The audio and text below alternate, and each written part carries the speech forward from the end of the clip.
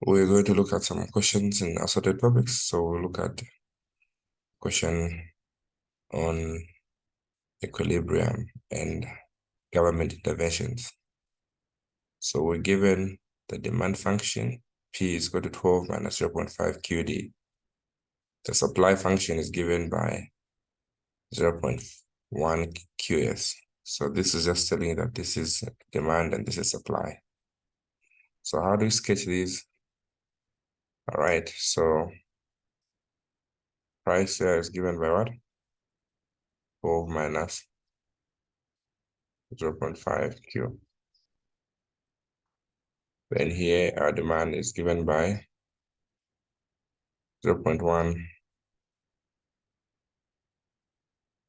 Q. So equilibrium happens when demand is equal to supply. 12 minus 0.5 Q is equal to 0.1 Q. So at equilibrium, we put the letters on one side. So here we're going to have 12 is equal to 0.6. So to solve for Q, we divide by 0.6 on both sides. So our Q, therefore, at equilibrium is 20. Then to find P, you can use any of these two equations. So P, therefore, is equal to 2. Now to illustrate these, I said 12 minus 0.5 Q. You put the letters on one side. P plus 0.5 Q is equal to 12. So I divide, there's an invisible 1 there. 1 into 12 is 12. 0.5 into 12, you get 24. So to cut the P at 12 and the Q at 24. All right, so it's cutting the P at 12, and the Q at 24. And this one is 0.1 Q. It has no intercept, so meaning it's just starting from 0 directly there. So here the graph is 0.1 Q. Here it is what? P is equal to 12 minus 0.5 Q. So say the equilibrium under price is 2. The equilibrium under quantity, what did we calculate? 20. Are we clear so far?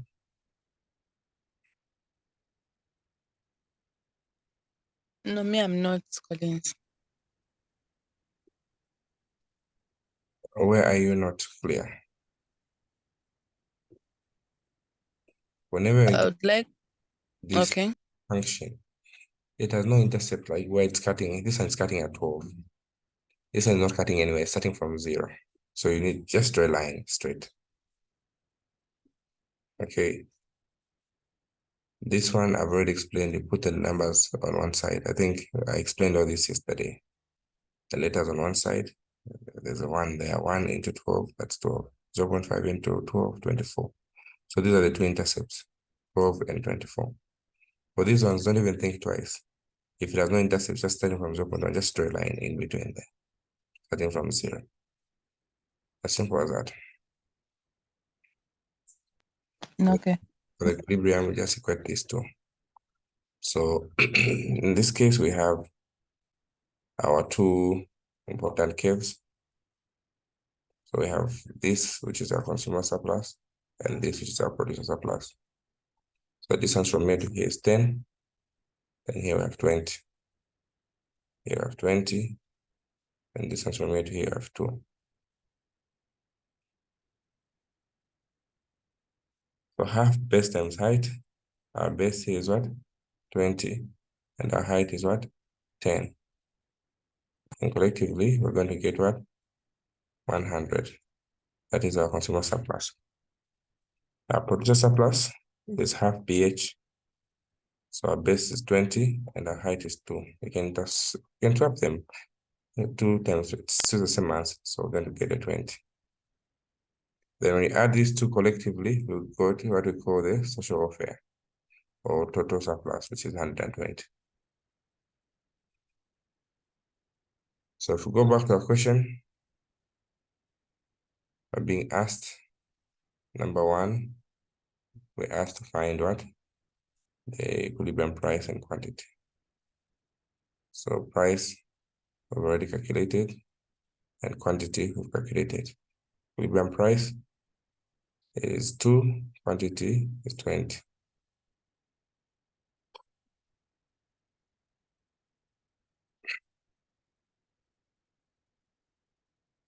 Now, government wants to set a minimum price of 2.5.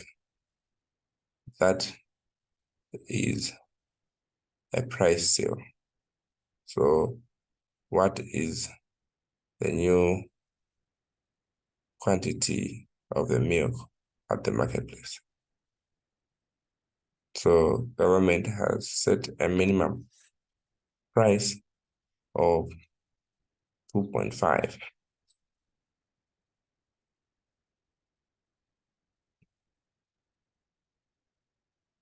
per gallon.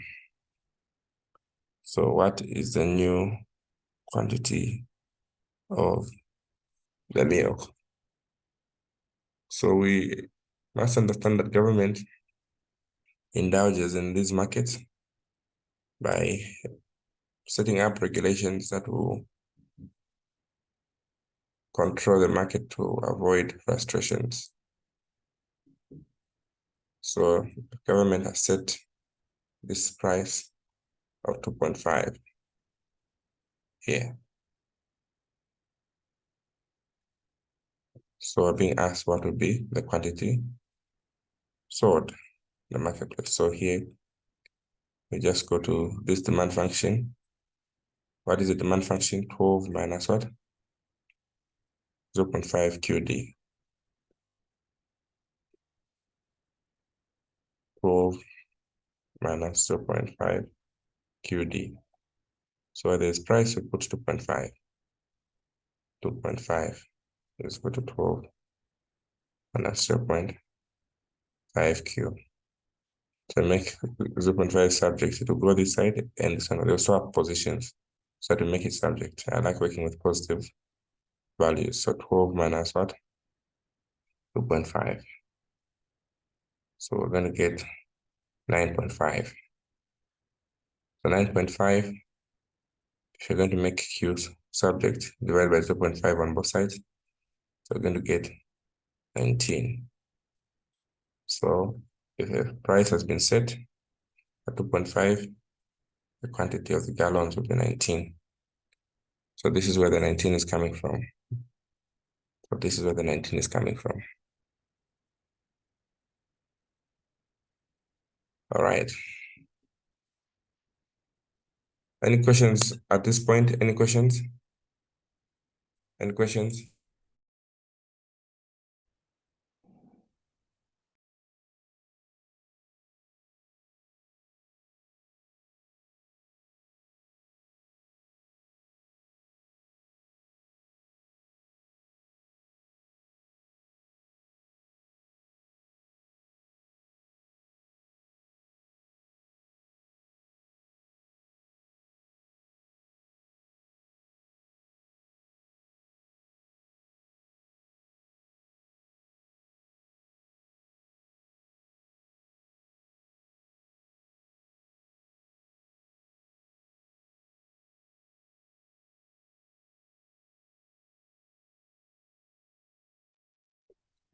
Any questions on that question?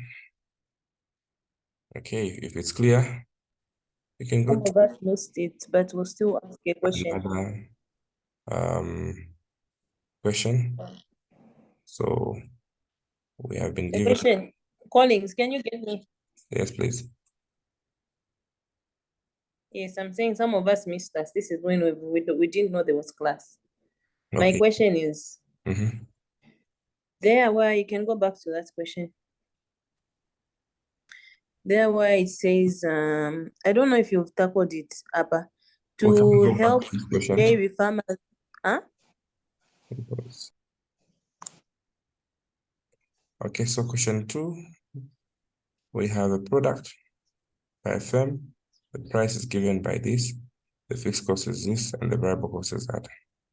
So we need to understand that cost theory, total cost is equal to what? Total fixed cost plus variable cost.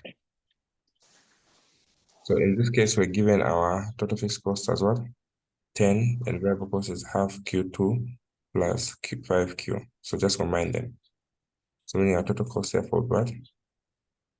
10 plus half Q plus 5Q. This is our total cost function. All right.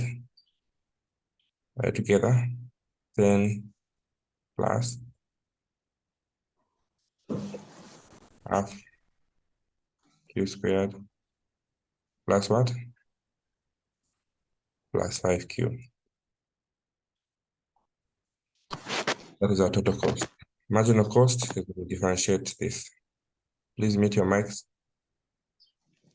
So 10 is a constant, it will drop. Then half Q2 will be what? Q. Then plus 5Q will be what? 5. So this is our marginal cost. Average is anything divided by quantity. So average total cost is simply we divide the total cost by quantity. So 10 plus half Q squared plus 5Q. We divide each of them by quantity, each of them by quantity, each of them by quantity. So we're going to have 10 over Q plus half Q plus 5. This is our total average cost. Average cost is 10 over Q plus half Q. 10 over Q is plus half Q plus 5. So we're answering the question. Take note of some questions from this module usually reappear. So I need you to understand it. So we found the total cost, average cost, and marginal cost. Okay. Find the expressions of total, average, and marginal revenue. So we're given 40 minus 2Q. So if we're given price is got what?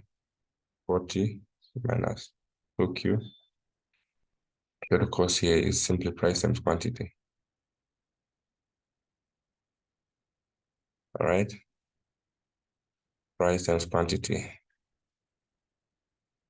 So how do we find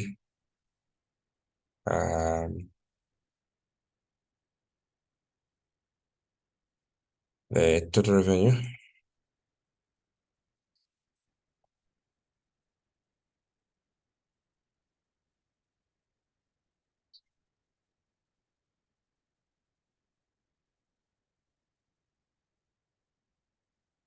Yes.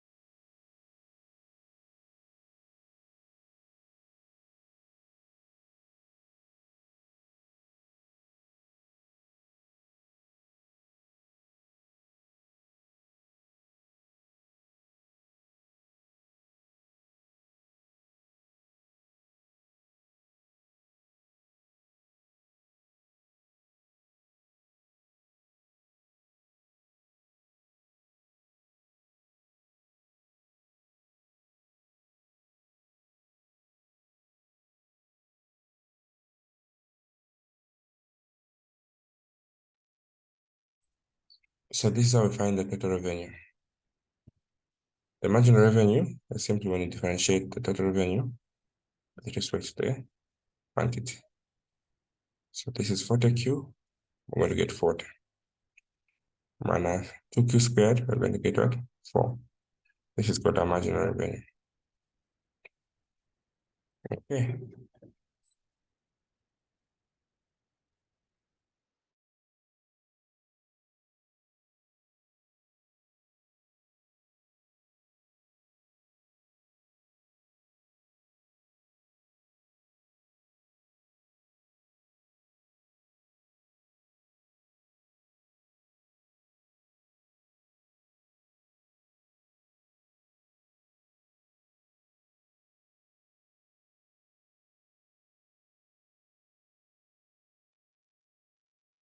So average revenue, we're dividing 40 over Q.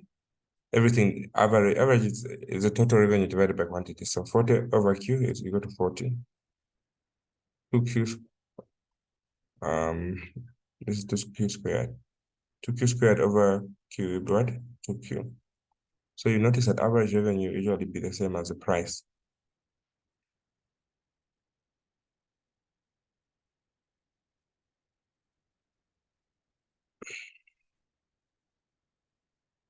And if you're asked to sketch the graph for the demand, marginal revenue, and marginal cost, okay, it usually comes out something like this.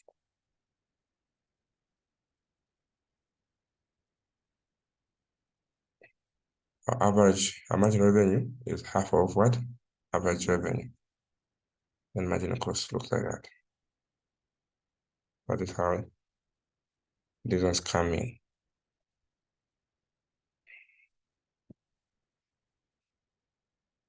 Okay. So I want us to delve into filling in the tables. So if we're given a table like this, we're asked to fill in,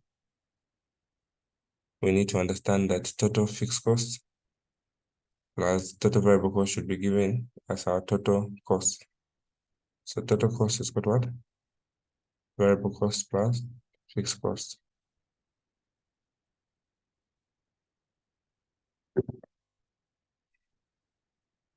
Okay. So we can fill in. Help me fill in.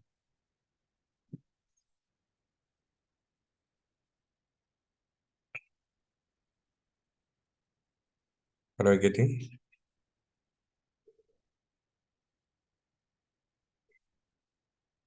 Let's fill in column number 4. Column number 2.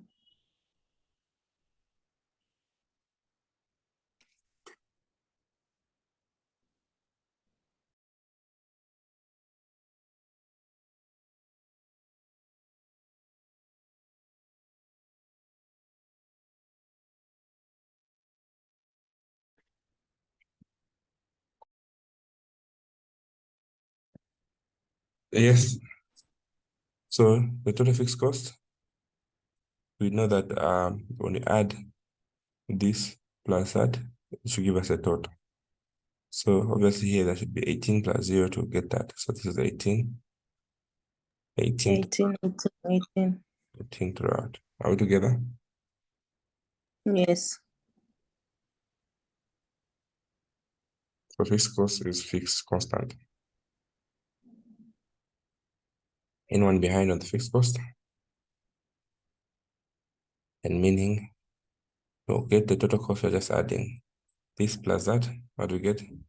68. This plus that, what do we get? 78. This plus that, 88.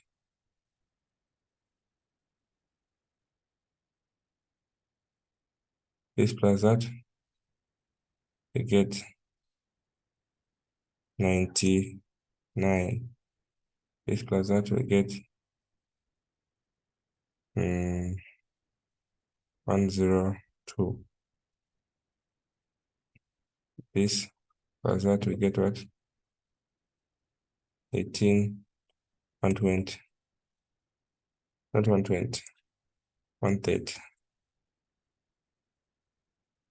This plus that, what do we get? 152. We're just adding them. Then average fixed costs, anything average is divided by quantity. So fixed cost divided by quantity is what? Average fixed cost. Total variable cost divided by quantity is average variable cost. Total cost divided by quantity is average total cost. And marginal cost is change in total cost over change in what? Quantity. So here we're just dividing Q into the total fixed cost. So 1 into 18 is 18. 2 into 18 is 9. 3 into 18 is 6. 4 into 18, what do we get? 4.5. 5 into 18, what do we get? 3.6.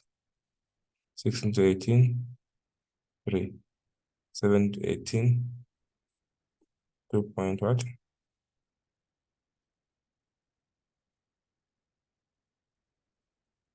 2.6 something. 8 into 18, 2.2. Into 18, you get 2. 10 to 18, 1.8. So costs keep growing, keep going down as the quantity is going up. So the variable cost, we're just dividing. 0 into something, it's infinite. That's why I put dash. 1 into 15 is 15. 2 into 28 is 14. 3 into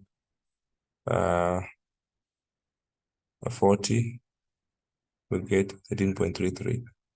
4 into 18, we get what? 4 into 50, we get 1 12.5. 4.5. Again, the logic, eh?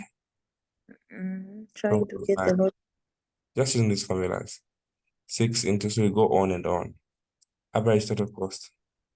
12. Dividing the quantity into the total cost. So 0 into 18 is infinite. 1 into the total cost, which is 33, you get 33. 2 into 46, we get 23. 3 into 58, we get 19. So what do we get this one? Divide 4 into what? 68, which is about 1 carry 2, 8, 27. Get 27. Then 5, we divide it into what? 78. 5 into 78. So this is 1 carry 2, 12, 15.6. We go on and on. All right, on and on. Then marginal cost, we're just getting the differences here. All right, so the total cost here, this one minus 0, it is a dash. Then here you get the 3 minus 18, we get 25. Because here it's 1 throughout, divided by 1, 1. Then 46 minus what? 33, we get 13. Then 58 minus 46, we get 12. Then here 68 minus 58, we get what? 10. Then here again 78 minus 68, we get 10. Then 88 minus 78, we get 10. 99 minus 88, we get what? 11. So keep getting the differences there. That's how you fill in this table. This one, if it comes as a compulsory, you need to really, really, really know it. So these ones are from your handout. You need to understand them. Are you together? Can I just take a look at I want to see yeah, up. Thank you. Okay, you can go, you can change. All right.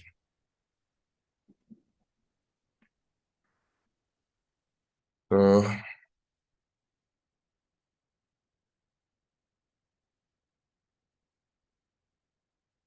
we can Proceed.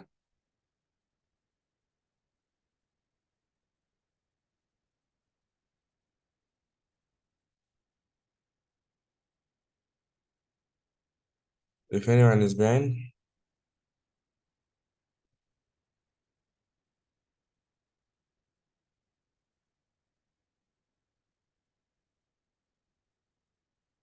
we can now go to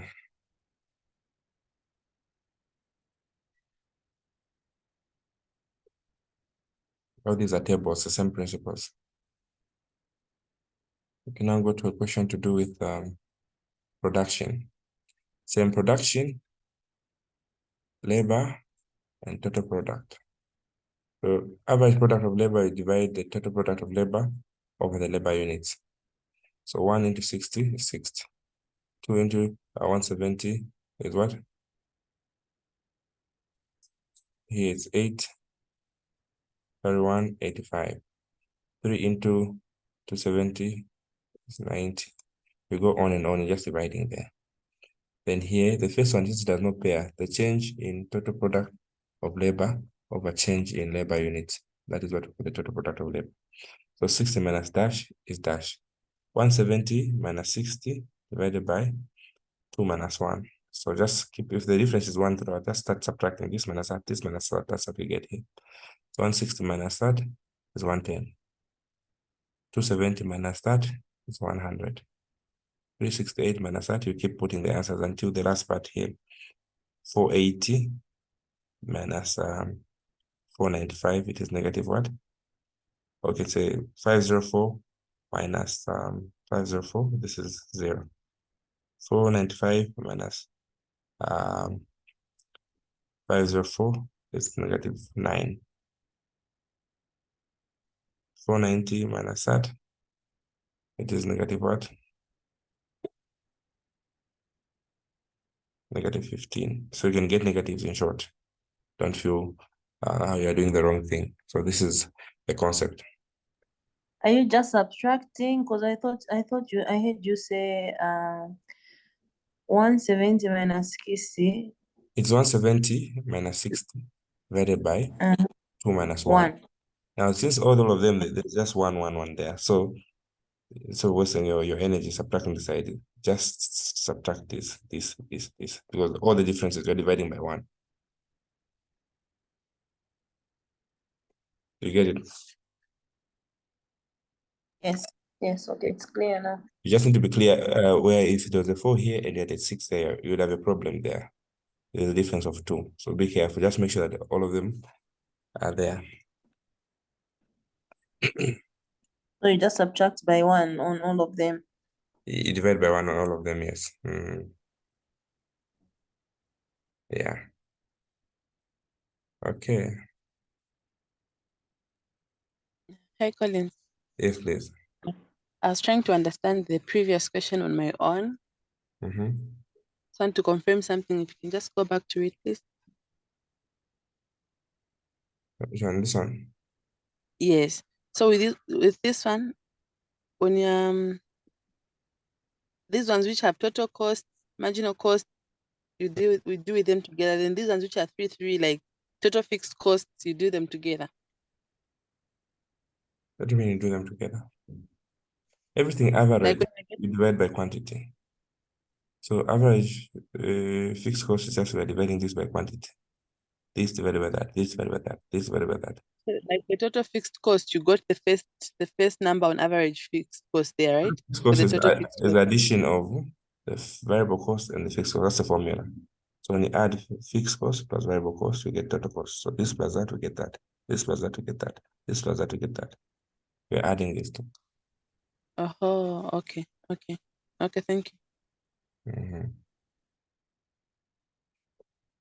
Okay, so we also need to identify the 3 stages of production.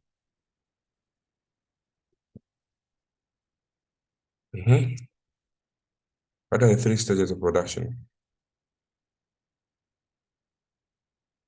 So production has 3 important stages that you need to know, even based on the answers you're going to find here. So the 3 stages of production as follows. Number 1, You must understand that stage one, basically, is a point where we have what we call increasing returns to scale. In stage one, as more units of an input is added to production while holding inputs like fixed costs, total product increases at an increasing rate. So I had shown you, if you go to your handout,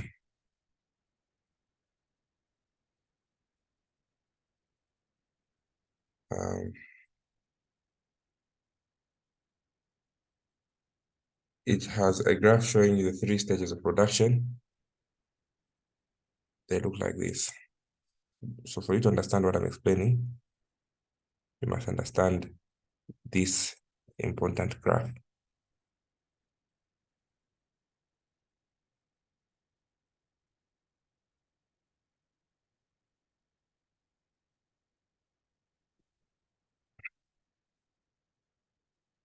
Okay.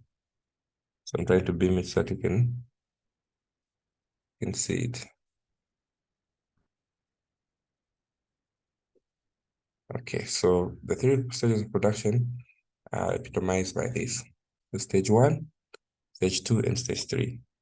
So in stage 1, the total product is increasing, the marginal product is increasing, average product, they're all increasing. Okay? So this was happening in stage 1. So we have what? All the 3 holding. So total product is increasing at an increasing rate. Additional units, the marginal product is also increasing, leading to higher productivity. This stage occurs when all the 3 dimensions are increasing. In stage 2, what happens? We have total product continues to increase at a diminishing rate. Then here, our marginal product of labor, as you can see here, what is happening in stage 2? The total product is still increasing. The marginal average product and the marginal product are declining. In stage 3, the total product starts declining. The marginal product is negative. The average product keeps declining. I don't know if you can remember that. Okay, so you need to remember the 3 stages of production in terms of what? In the marginal product, average product, total product.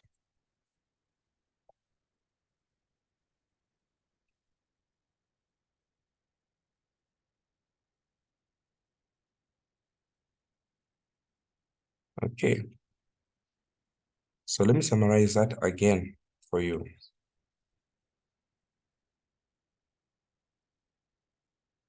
Let me summarize that again for you so that you're able to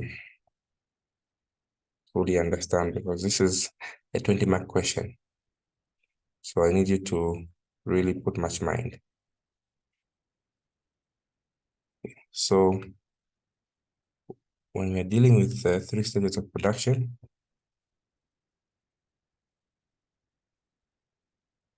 let me use the word copy so that you're able to follow through.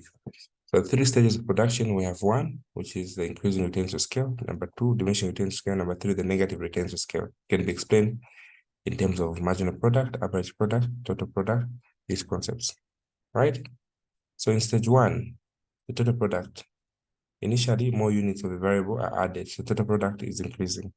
This corresponds to an upward sloping total product. The marginal product of labor in stage 1 is also greater than the average. So marginal product is on top of average product, all right? That's what we need to understand. So number 1, total product is increasing. Number 2, marginal product is more than average product. In stage 2, these ones swap. The average product is now more than the marginal product, but both of them are declining. Then here the total product keeps increasing until it reaches the maximum. When the total product starts falling, that is now stage 3. Here, when the marginal product starts going to the negative, that is stage 3. Here, when the average product is still continuously falling, that is still stage 3, which is called what? The negative returns to scale. So marginal product is less than 0. Average product of labor is less than 0 as well. So these are the 3 stages of production. I'll send the notes on the group so that you can be able to go through. Are we together? Okay. Any questions so far?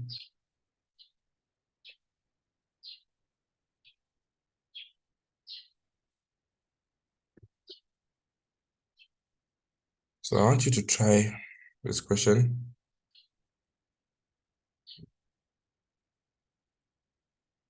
On optimization. Okay, let's try question number 2.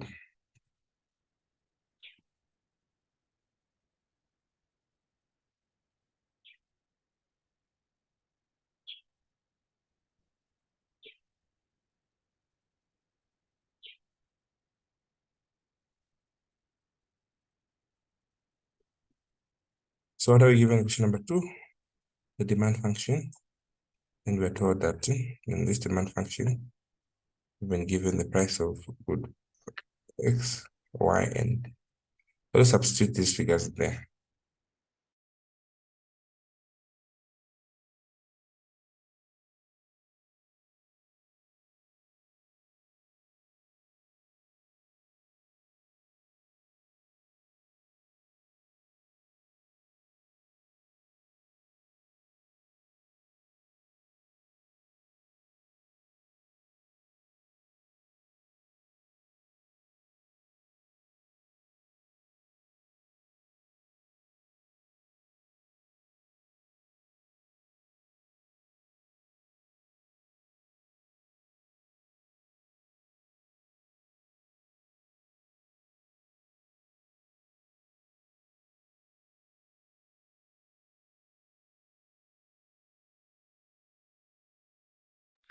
Only in that question, they'll always give us the price and the quantity, right?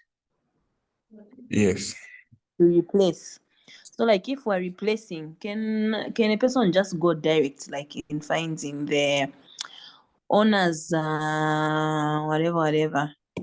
Like you just go straight in just getting. Like you get for the PX, you get the 2. You get the 2, then sorry, for the P, what am I even saying?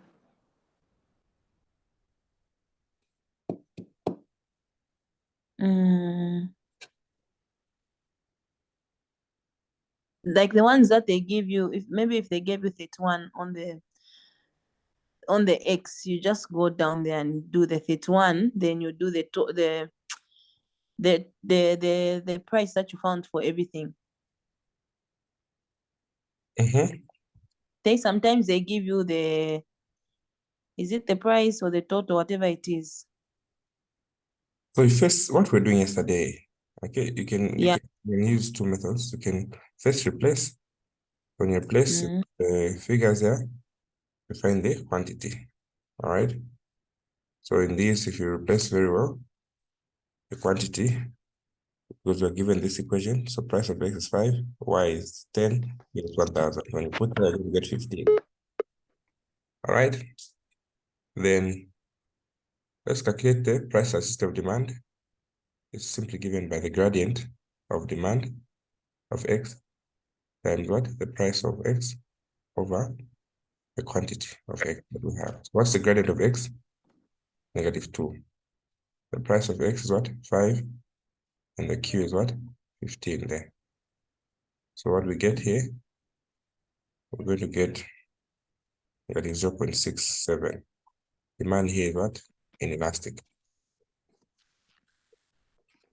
Then when we go to cross price elasticity of demand, we get the gradient of what? The other good Y times price. This is X. So here, price of good Y over quantity of good X. So that's the gradient for good Y, -0.5. The actual price of good Y, 10. Here over what? 15. So when you multiply that, we get negative 0.33.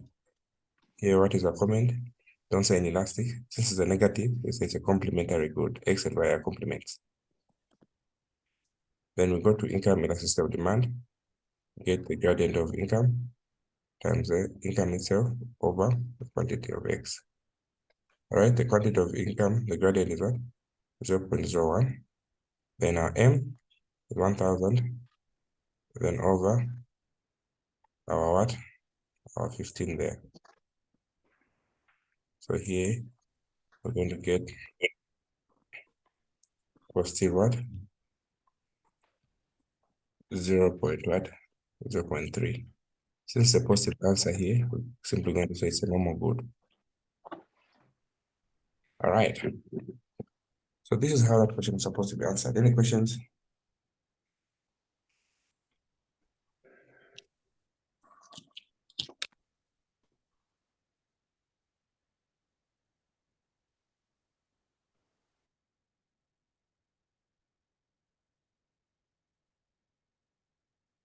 Any questions?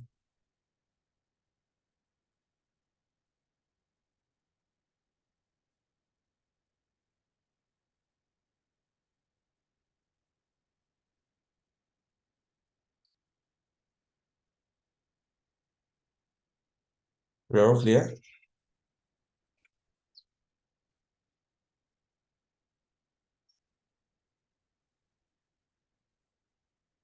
If we're all clear, we will lastly go to a question that was discussed on the group on optimization.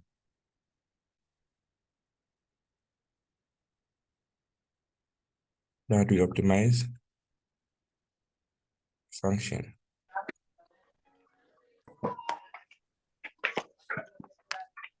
Okay.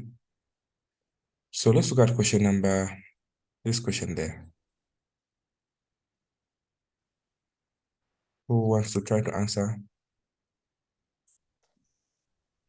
that question? Can you read it out?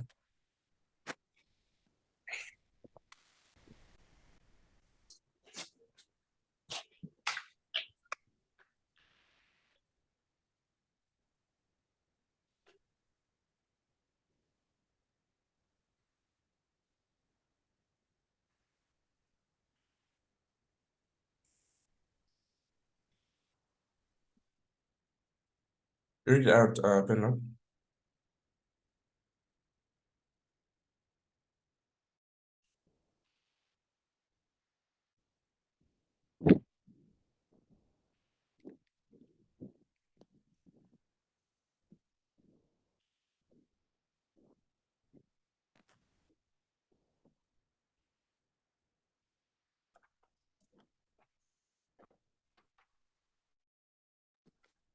Yes, Penlo, read out the question.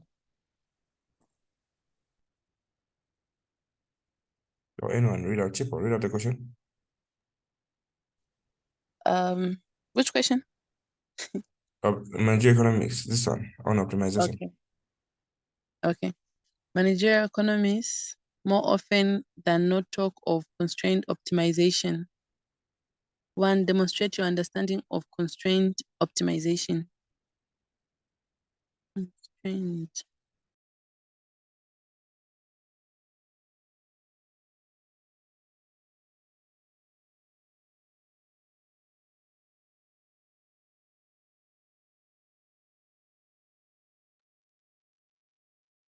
Collins, are you there? Yeah, I'm here. Okay. I go on or I leave it at that? Just leave it at that. Let's discuss it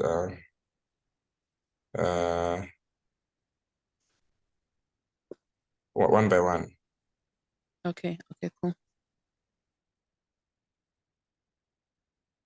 So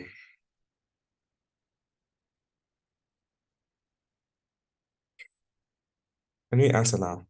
Let's explain the concept of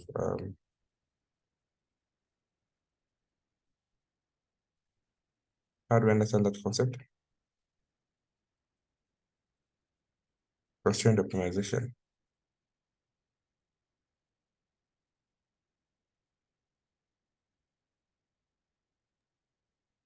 I explained this yesterday. Constraint optimization is a very important concept that you need to know. So, what is a constraint to start with? It's a limitation. A limitation. There's something. All right. So, concept of constraint optimization is explained as follows.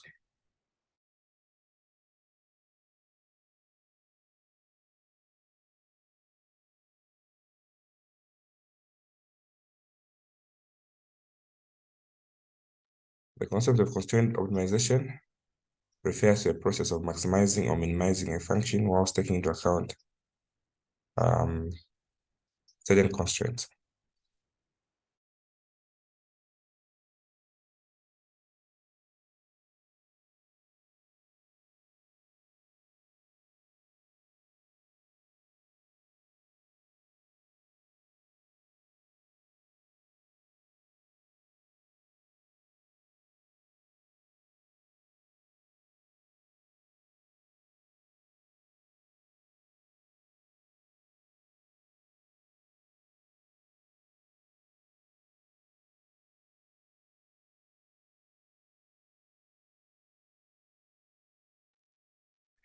All right, so constraint optimization is simply maximizing gain whilst minimizing your costs. So the objective of constraint optimization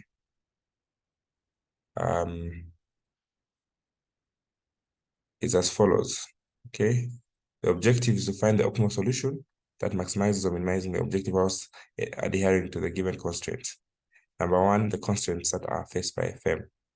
So a firm often has limited resources, so its decisions are constrained by the budget limitation. So this constraint will determine how much the firm can spend on the inputs X and Y, marketing and other activities to maximize gain.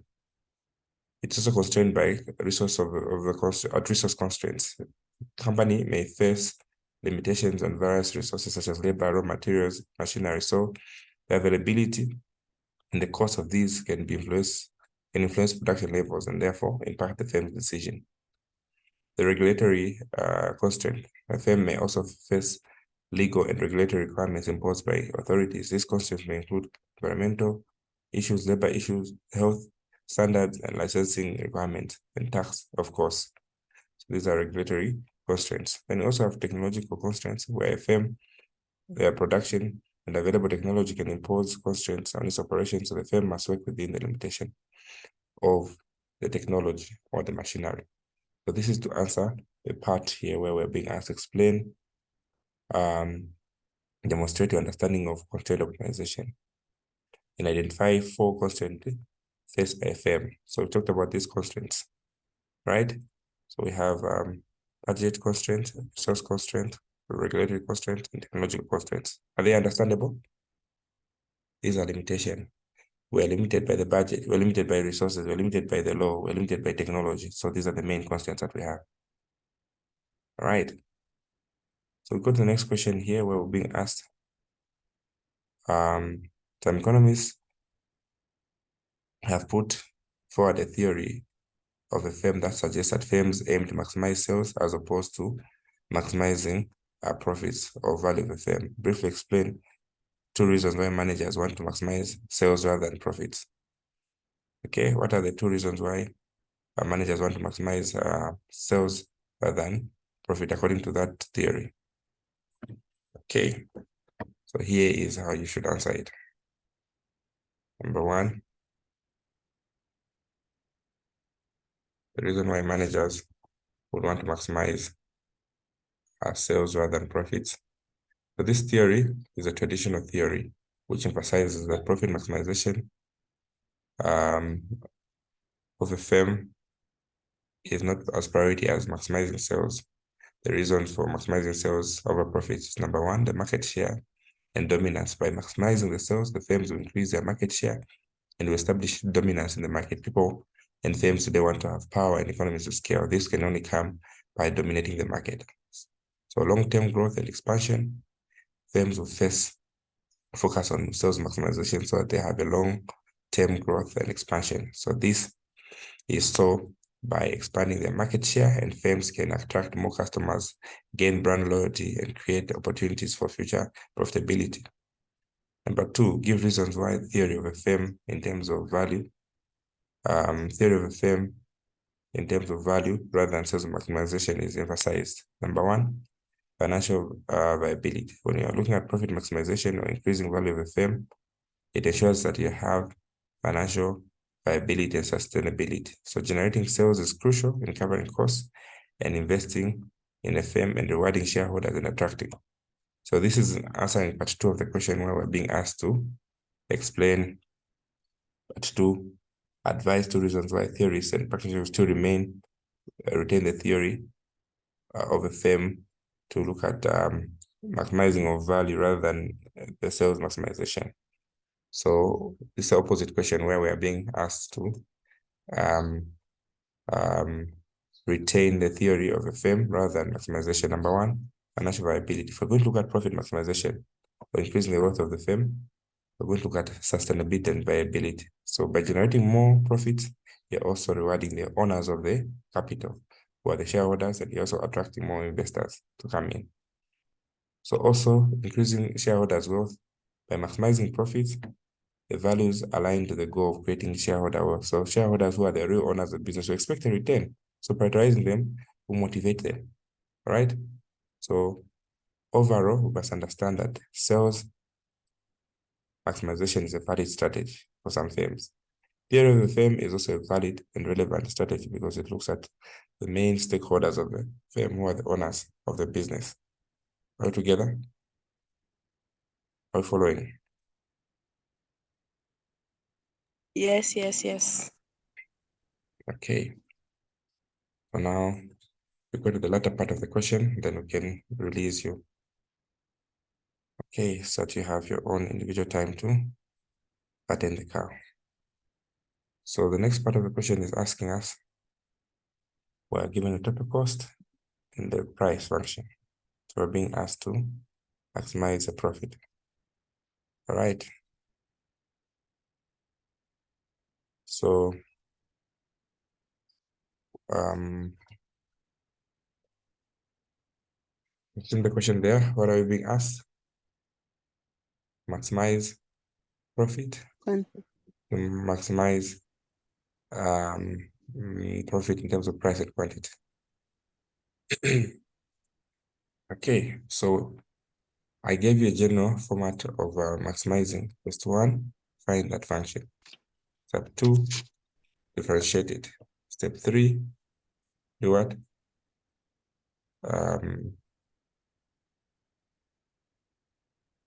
So in this question, we're given our price function.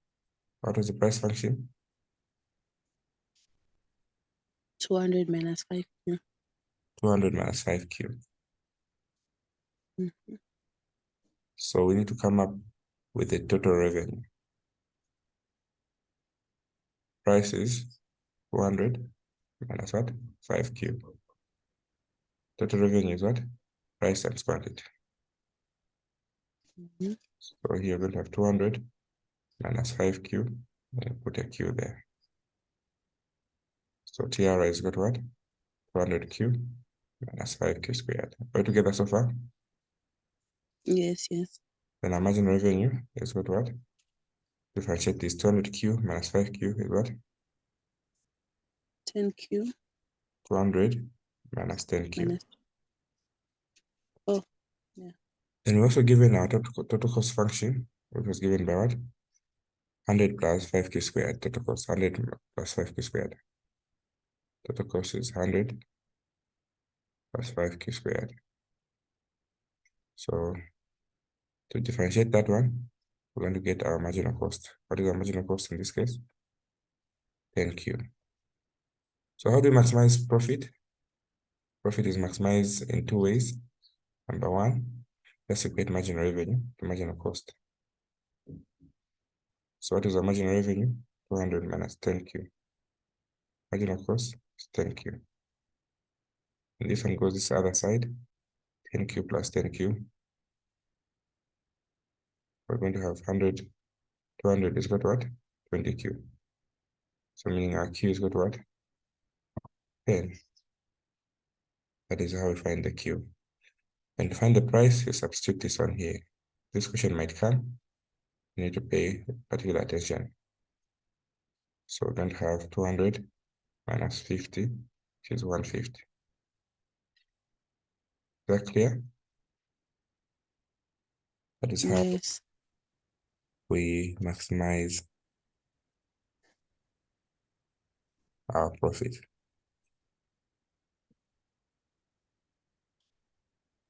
We do that there, multiply that through, and if we solve, we get Q is equal to 2,000. Yes, please. Uh-huh. No, I cannot ask difference when they ask us to find like the different price and the quantity because when we're finding price maximization, we're just following those steps of differentiating. But when we reach at the end, yeah, we do the same thing. You're not very clear. Sorry, I'm driving on the road. I'm Yeah. saying, If you could park and ask properly, because if you have so much on loud afar, and I keep repeating, but just to repeat what I've just said, to maximize profit, you need to understand maximization happens as follows. To maximize revenue, MR is equal to 0. To maximize profit, MR is equal to what? MC, or marginal profit is equal to 0. So in this case, what we did is we first calculated the total revenue, P times Q, which is 200Q minus 5Q. So this is 200Q minus 5Q squared. Then when differentiated, we're going to have marginal revenue as 200 minus 10Q. Then we go to the total cost. Total cost is 100 plus 5Q squared. When differentiated, we get 10Q. So these two, when you equate them, we're maximizing profit. So marginal revenue is equal to marginal cost. So in this case, we just 200 minus 10Q is equal to 10. So when this one goes, it adds. So 20Q is equal to 200, meaning our Q is equal to what? 10. And when you get this Q, they're asking for the price. You put the price in there, the 10. So it will be 200 minus 50. Alternatively, you use my general formula, which is very nice. Step 1, you find the function you want to maximize. Step 2, you differentiate. Step 3, you equate to 0. Step 4, you solve for what? Q and P. So we know that profit is equal to what? Although it's longer, it's very accurate. Total revenue minus total cost, always put the total cost in brackets. So our total revenue is what? Calculated as 200Q minus 5Q squared. So 200Q minus 5Q squared. So minus, open brackets, our total cost was what? 100 plus 5Q squared. 100 plus 5Q squared. So we find the profit function. So here, 200Q minus 5Q squared minus 100 minus 5Q squared. So here profit is therefore equal to 200Q minus 5 is minus 10Q squared minus 100. This is a profit function. Step 1, find the function. Step 2, differentiate it. So profit function, when differentiated, we're going to have 200 minus 20Q. That is 0. Step 3, get to 0. So profit, when you put an apostrophe, it means you have differentiated it. Get it to 0 here. 200 minus 20Q. Then you put this subject there. So 20Q is equal to what? 200. So divide by 20 on both sides. You get the same answer. Q is equal to what? 10. And then substitute this Q into the original price function. Our price was what? 200 minus 5Q. So where there's Q, we put a 10. So meaning our price is equal to 150. Then the last question is now find the maximum profit. I like this stage because now you go back here. Where there's Q, you put the answer we found, which was what? 10. The maximum profit is the value of the profit itself. 200, you put what? 10 minus 100, 10 squared minus 100. So here to what? 2000 minus 1000 minus what? 100. So we're going to get 900 as what? Maximum profit. So this now gives you a fully fledged answer where you're going to get the whole max conclusively. So this is how this question was supposed to be attempted. Calculate the profit maximizing quantity, that is Q, which you found as 5. Profit maximizing price, that is P, which you found as what? 150. Then calculate the firm's maximum profit. Then substitute in the profit function. Such a question expected. All right. Any questions?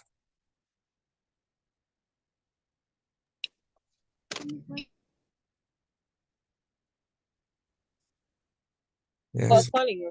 Can you hear me now? Yes.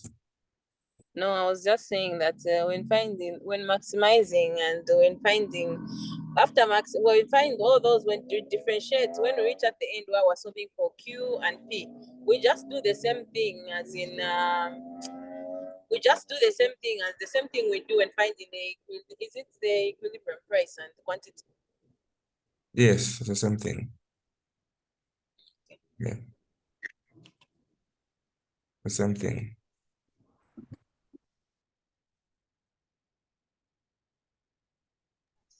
Let me see the solution. Okay. Yeah, the solutions.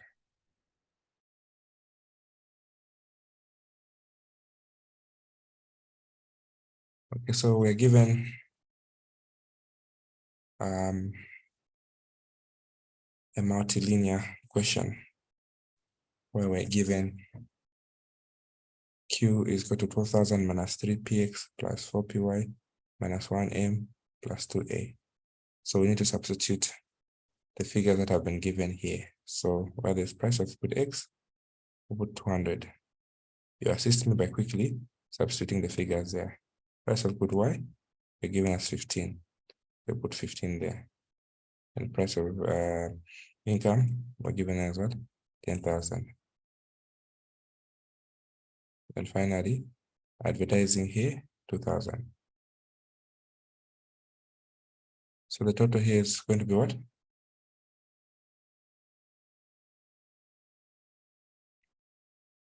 When you substitute them,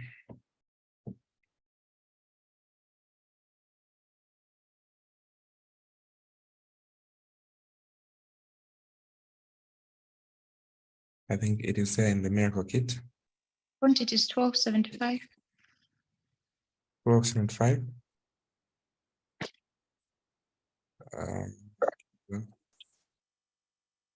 This is some question. Okay, it's just similar. Okay, so quantity is what? 1275. So our quantity was given by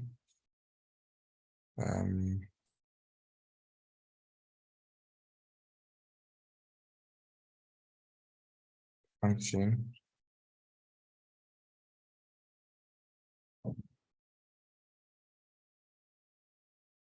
$12,000. This question is in the handout exactly, so you can expect it as well. 12,000 minus 3px.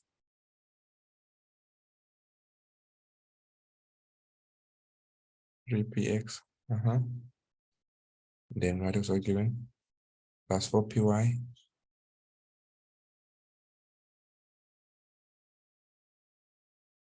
Then what else are given? Minus 1m plus 2a.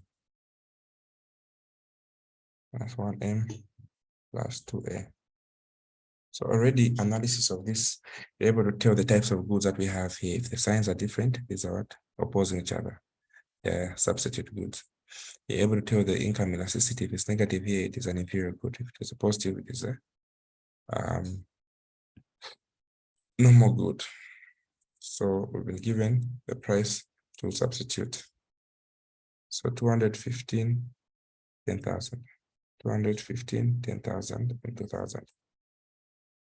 So in substitute 215, 15, 10,000, and 2,000. What did you get? Quantity was what? 1275. 1275. So to find on price elasticity, which is also called price elasticity of demand, let's get the gradient of what? X times price of X over quantity of X. So here, what was the gradient of X? -3. The price of X, 200 over the QX that you found is 1275. What do we get? Negative 0. What? This would be inelastic demand.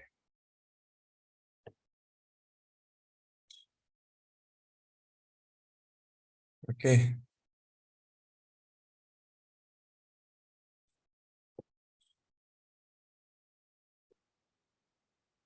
That is inelastic demand.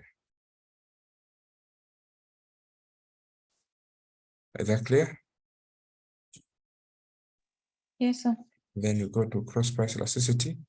You get the gradient for good Y times the price for good Y over the quantity of X. The gradient for good Y is what? +4. The price for good Y is what? 15 over 1275. We get a positive 0. Something. Whatever it is, but the key thing is a positive answer. Since it's positive, it's a substitute good. If we go to negative, it's a complementary good. Then we go to income elasticity of demand. We get the gradient for what? The gradient for income times the actual income over quantity of income, of quantity there. So here, what is the gradient for income? -1. The actual income is 10,000. And here we have 1275. Whatever you're getting a negative something, XXX. So this is an inferior good. If it was a positive, it is a normal good. Are you together? So this is how this question is supposed to be tackled. There was a question you're doing in class in the group. I don't know which question it is. I hope I've answered it here. Maggie, you had inboxed me. Could I give you the privilege of bringing that question up in case you haven't resolved it or you're okay with it now?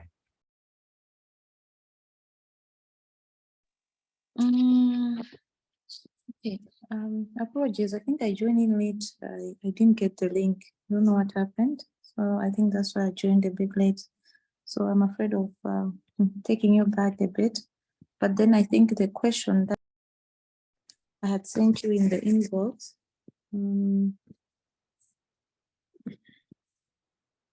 Just a minute, please. Okay. I tried to solve it, but then I wasn't sure on the